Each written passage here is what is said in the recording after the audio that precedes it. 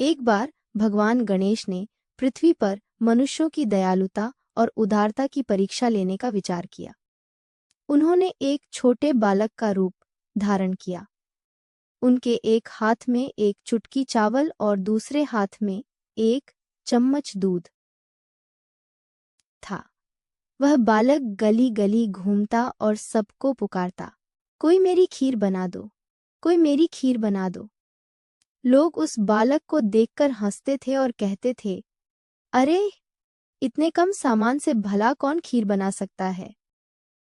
यह कहकर सभी लोग उसे अनदेखा कर देते थे और अपने कामों में व्यस्त हो जाते थे। काफी देर घूमने के बाद बालक गणेश एक गांव के किनारे बनी एक गरीब बूढ़ी माई की झोपड़ी के पास पहुंचे। बूढ़ी माई ने बालक की पुकार सुनी। वह बहुत कोमल हृदय वाली थी और उन्होंने बालक की मदद करने का फैसला किया। उन्होंने बालक से कहा, आओ मेरे बच्चे, मैं तुम्हारी खीर बना दूंगी। बालक गणेश ने बूढ़ी माई से सबसे बड़ा बर्तन लाने को कहा।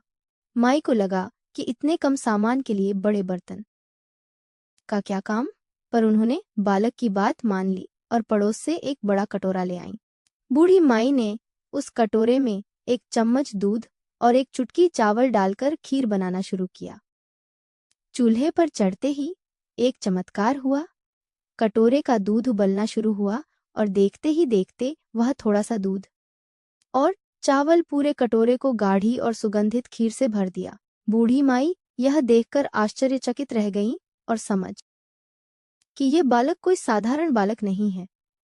खीर तैयार होने के बाद बालक गणेश ने माई से कहा, तुम यह खीर पूरे गांव को खिलाओ, मैं स्नान करके आता हूं। बूढ़ी माई ने पूरे गांव में दावत का न्योता दिया। गांव वाले यह सुनकर फिर हंसने लगे कि इतने कम सामान से पूरे गांव के लिए खीर कैसे बन सकती है। लेकिन जब उन्होंने खीर का कटोरा देखा तो सब दंग रह गए।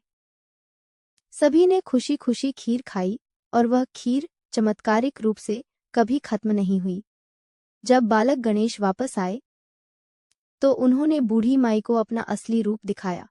गणेश जी को साक्षात देखकर माई उनके चरणों में गिर गईं।